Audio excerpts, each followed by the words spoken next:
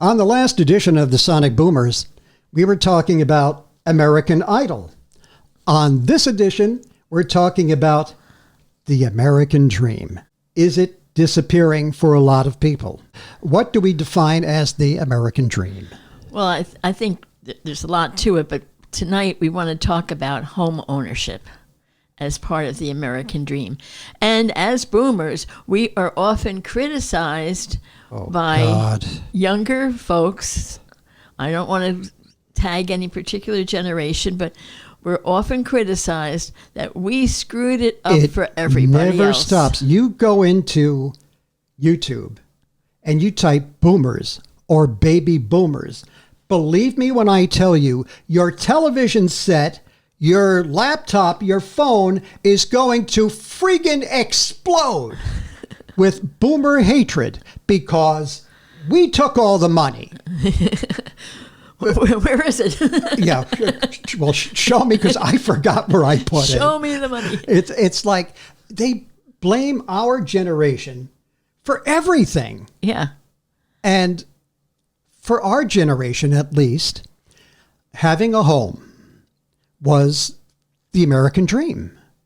I'm not so sure that it is today. I know we're calling it the American dream, but I know there's a lot of young people that, beyond affordability, are even going to say, I don't want to be bothered with it. I want a place that has a health club, has a pool, that I don't have to maintain, that I don't... Well, they can, but that's like a condo, and that's still a home. You still own it. The home picket fence type thing that our generation grew up with is not necessarily what younger people today are looking for. So historically, going back for home ownership, way back in the Wayback Machine, going back to colonial times, say in America, a single cabin, log cabin, was made for needs. It provided shelter. It provided protection from the elements. Think Little House on the Prairie, that kind of thing. And it offered a way to claim land and raise your family. And that was all that a home was meant to be back in that day. And that was what home ownership meant, was a place of shelter, a place of protection. Now, fast forward a few years, people started becoming more prosperous. So they started with Victorian homes, New England salt box, Cape Cod cottages. And they would put like a porch on it because on a summer night, they like to have a place to sit out and socialize with their neighbors and feel the cool breeze. And so homes became a little bit more luxurious, and the dream grew just a little bit more. They were not content with just shelter. They wanted their front porch. They wanted their decor. They wanted the slightly bigger homes. Then, as the railroads came along, materials could be transported anywhere across the nation. So their options grew from how many logs can I cut down out in the woods and make my house to, well, now I can have brick, I can have lumber, I can have redwood, I can have pine, I could have concrete. And it comes to me. And it comes to me. Now, this is kind of like the start of thinking of decorative things. The houses become more decorative. They figure on stucco, and they figure on creating these pretty houses that, like the San Francisco, the painted ladies, the colorful houses, was like the norm. And that then became the dream. Was now you didn't want just something with a porch. Now you wanted pretty. You wanted a little more spacious. You wanted a little bit more materials shown, texture. You wanted a ballroom, maybe. We're not quite there yet. So this takes us up forward in time again. Yeah. Now we're in the 1930s. And the Great Depression Great comes. Depression. And all of a sudden, all these luxuries that they were aspiring to became unattainable because they were just lucky. They were lucky to even keep their house.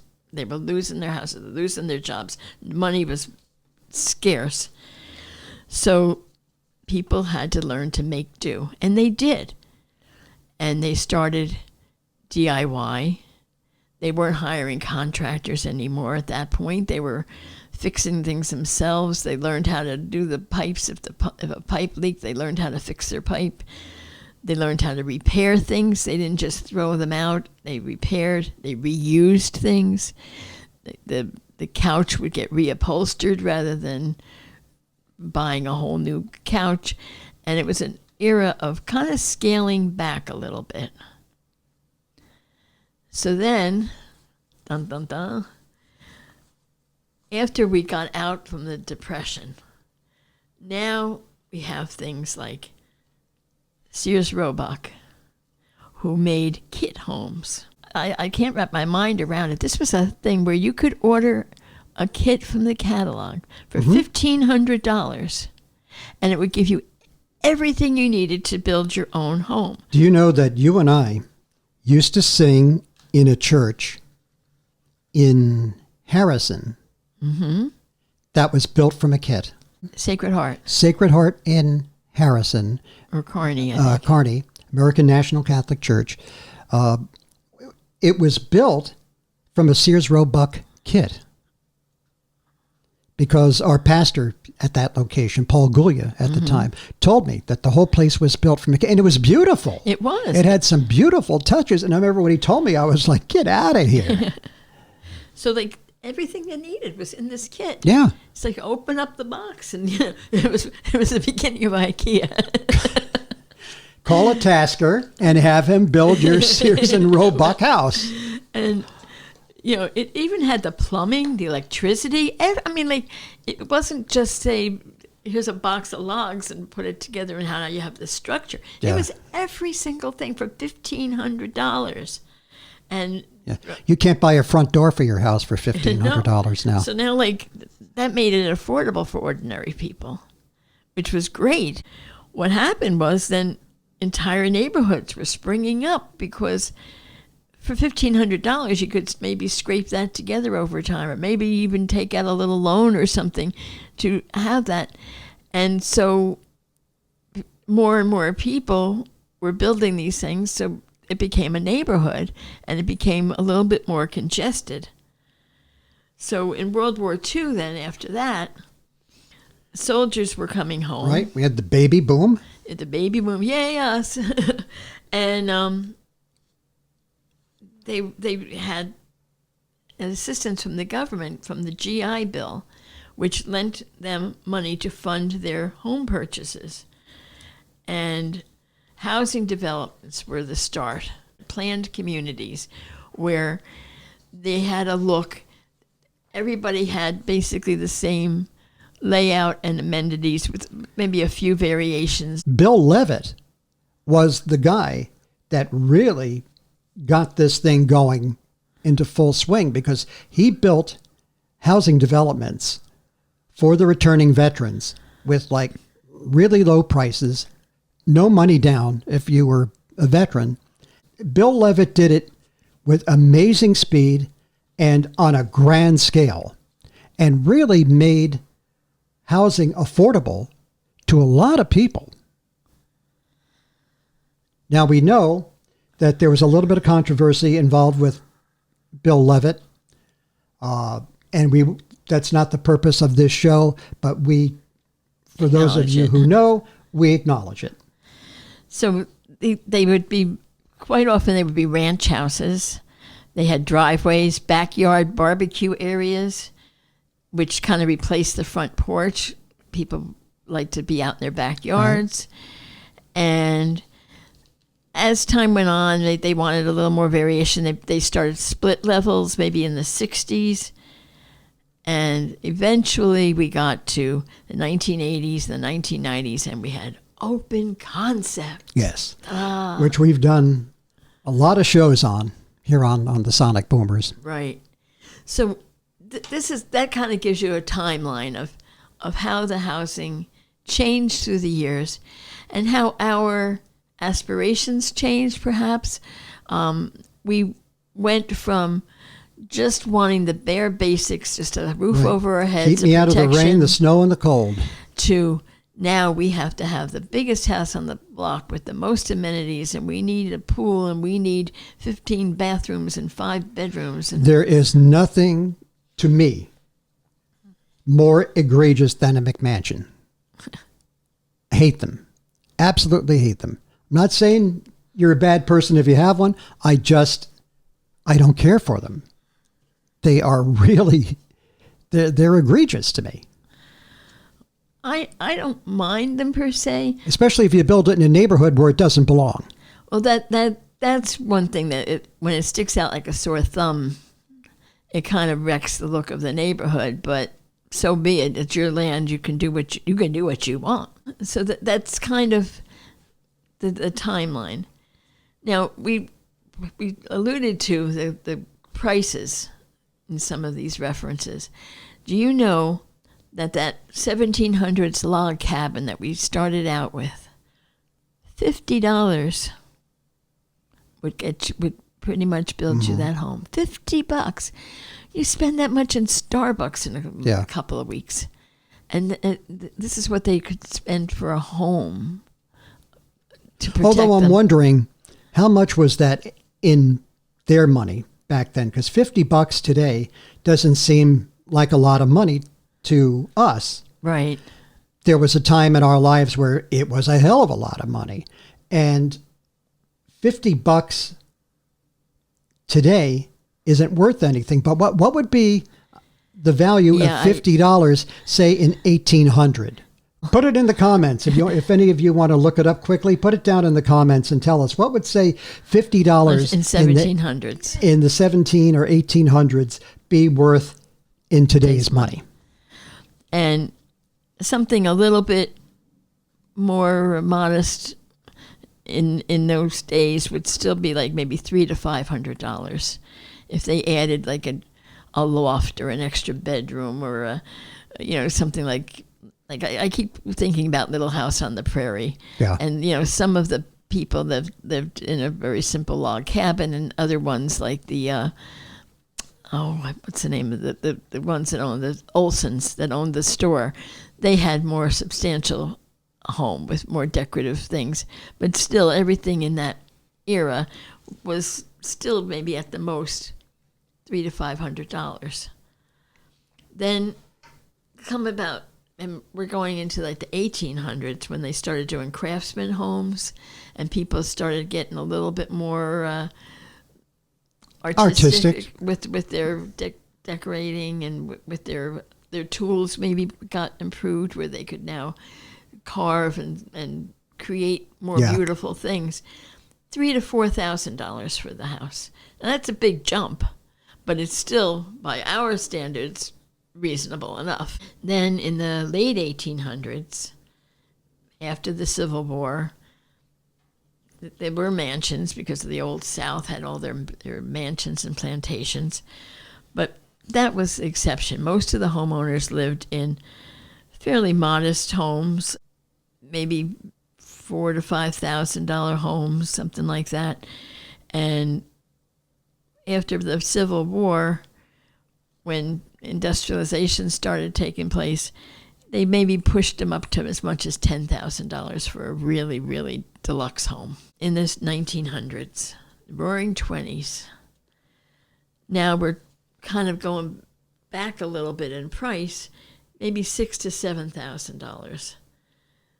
And that was right around the time when the Great Depression hit, and the people lost their homes and the market had to adjust. Then we have the mid-1900s, the World War II housing boom, and new home prices skyrocketed. They skyrocketed to $17,000 by the end of the 1950s.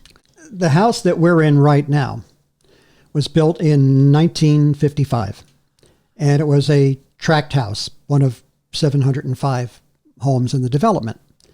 And they sold for $12,990. And I think my dad paid $13,990 for his because he wanted some extras or something. He sold it in 1976 for $39,900. And he thought he made a killing, and he did, for a house that he paid $13,990 for in 21 years. The house that we are in now, again, the same house, we purchased for $320,000. And now the going price on houses in this neighborhood is over $400,000, between $400,000 and $500,000. And if it's a two-story, there's a few houses in the development here that they added a second story on. Those are going for a lot more, maybe 6 and 7. All from that $12,990. Yeah. See, my father would have passed out if he knew what that $12,990 house became. The price of housing and the higher interest rates have really taken what was the American dream for some and just pushed it way back onto the back burner. You know, our figures bear that out. They said in 1979, the average house was $74,000. And by 1990, that same house would go for $150,000. In the early 2000s, that same house would go for $250,000 to $300,000 or more. So where does it end is the question. And if we have any realtors, because I know we have quite a few realtors based in the area here in our community. If you want to be a guest on the Sonic Boomers, you can reach out to us. We'll have you on the show because we would love to have somebody on to maybe talk about real estate, and particularly in our prime area here in central New Jersey. And where is it going, and where do you think it's going to go? Yeah. You know, is it all going to collapse one day, or there is no end in sight? Because I know a lot of it is about there's not a lot of stock out there. True. There's not a lot of new housing being built nationally. Now, people that live here in our township will say, what are you talking about? They're building too damn many condos and houses, and taxes are going to go up for the schools. There might be some development going on here, but who the hell can afford $750,000? I was say the things that they're building are out of for reach a new home for young families. And there's not a lot of new construction going on, let's say nationwide. There are some areas that might be hotter than others, but it's not nationwide. This is what we're saying with the American dream. What has happened to it?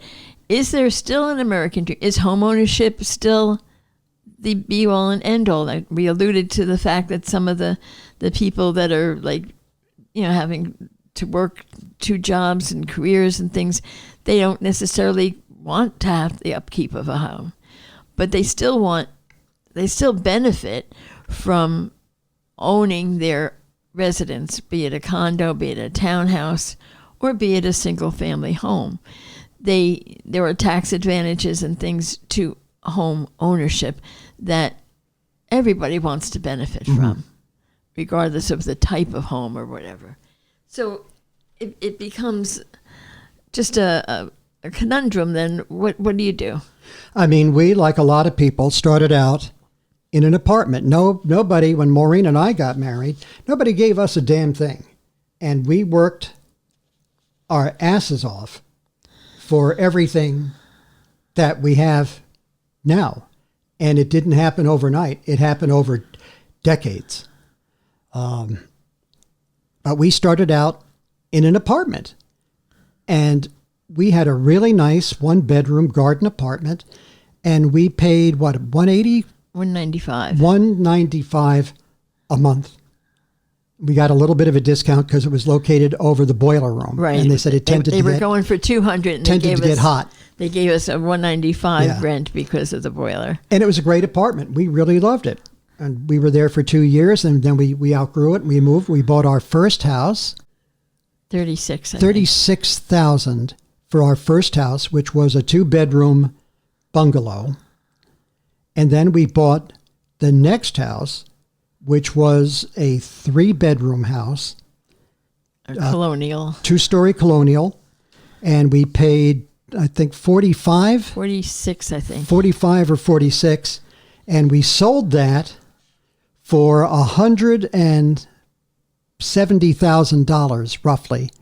And today, just 6 years after we sold that place, it's going for twice the price. Going for twice the price in, shall we say, a less than optimum neighborhood. Because we were in one of those neighborhoods where people would say, oh, you live there? Why do you live there? Well, it was what we could afford at the time. Yeah. It was what we could afford. And when we tried to sell it, the reputation of said town was so bad you couldn't give a house away. We had the house up for sale for an entire year. We had one offer, and it was way below asking. It was not only below asking, it was less than what we had paid for. Less than what we paid for it. And I said to the guy, put your hat on and get out of here. You know. So, yeah, we understand. We understand it, and we really sympathize with those folks that are just trying to get that foothold and get a home. Because even an apartment today that we paid $180 or $190 a month for is now $2,000, $22,000, $2,500. You can get a mortgage, or at least our mortgage is around that figure, about $2,500, wouldn't you say? No, it's less than that. Once again, Pete was wrong. Well, anyway, you get the idea. You get where I'm going with this. Let's say for $2,000 a month, maybe you can have a home. But our interest rate, too, was lower.